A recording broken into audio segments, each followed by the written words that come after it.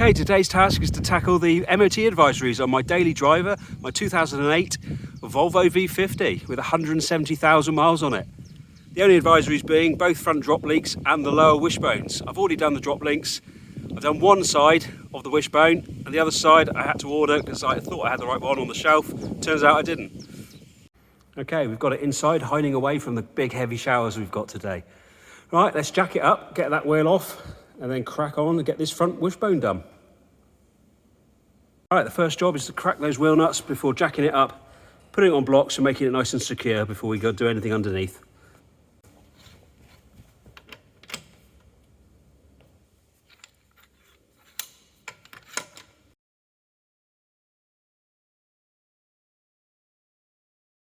Okay, right, we're all blocked up. I left the trolley jack underneath as extra security.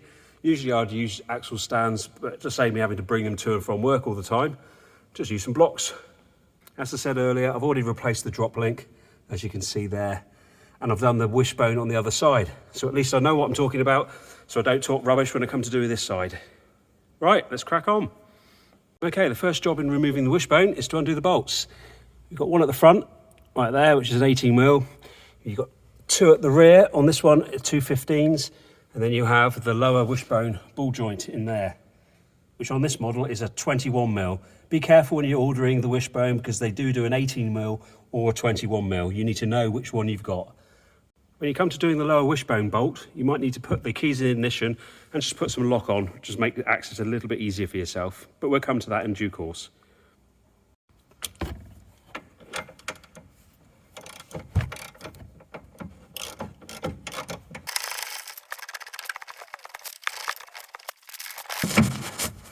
Okay, there we have it.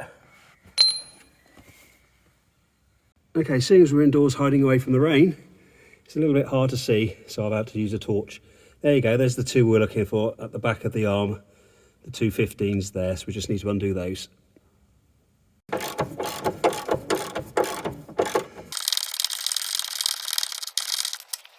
Okay, now those bolts have been removed at the front and the back, it's time to move on to the lower bolt, the lower ball joint, should we say, which is right there, which on this one is a 21mm.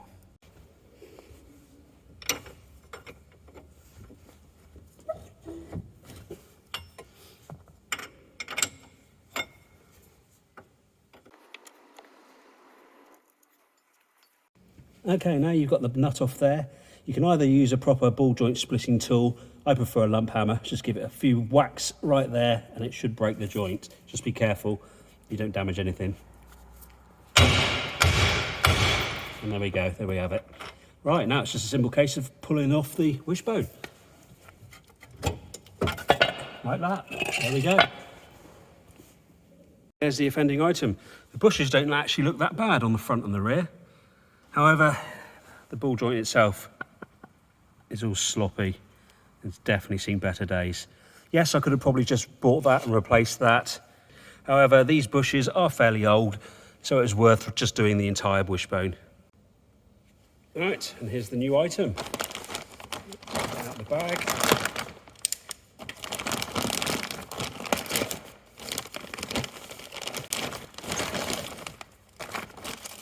Ideal, it comes with a couple of bolts, sometimes they don't. As you can tell from the sticker, it's obviously a Ford part, so this is also good for Ford Focuses of the same era. Okay, right, we're all ready to put the new one back on. Before we do that, let's just remove the nut and take out the boot protector because you don't need that anymore. Putting on the new one is very similar to taking it off. You don't follow exactly the same procedure because I found it's a lot easier if you do not put the ball joint in first, because you need to be able to get the arm nice and level so you can get all three bolts in at the back. Right, let's crack on.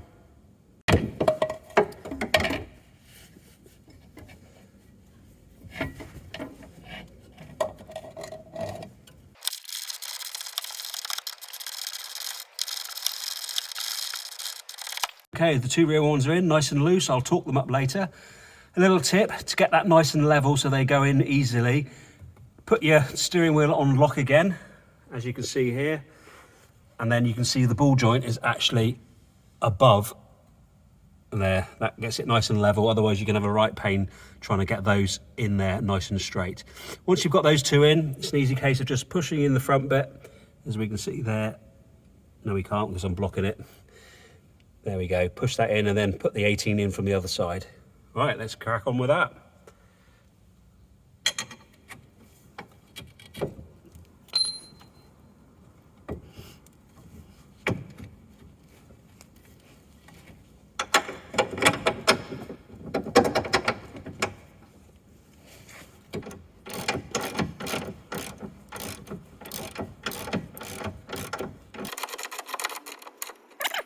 Now we've got the bolts in there, the next job is to get the lower ball joint located. So all you got to do here is pull the whole hub assembly towards you a little bit and then push down on there until you locate it.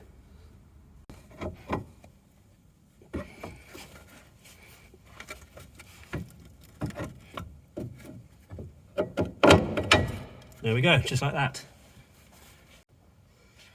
Right, now we just need to do the locking nut up. The nut itself is a 22, although the taper is a 21. So that's what I was referring to earlier. It's a little bit awkward, you can't get a socket in there, so you need to get a spanner on it. If you find that the ball joint starts spinning, not that it should because it's brand new, you need to put a bit of pressure there to push the taper up into it so it bites a bit. But you can use a trolley jack to do that. Okay, once the ball joint's in and you've done up the 21mm nut, it's just a case of torquing up everything. Torque figures you can see above. Right, everything's been torqued up, so there we have it, a nice shiny Wishbone. All ready to put the road wheel back on, so you just need to straighten up your wheel lock, put the wheel out back on, and we are ready to go.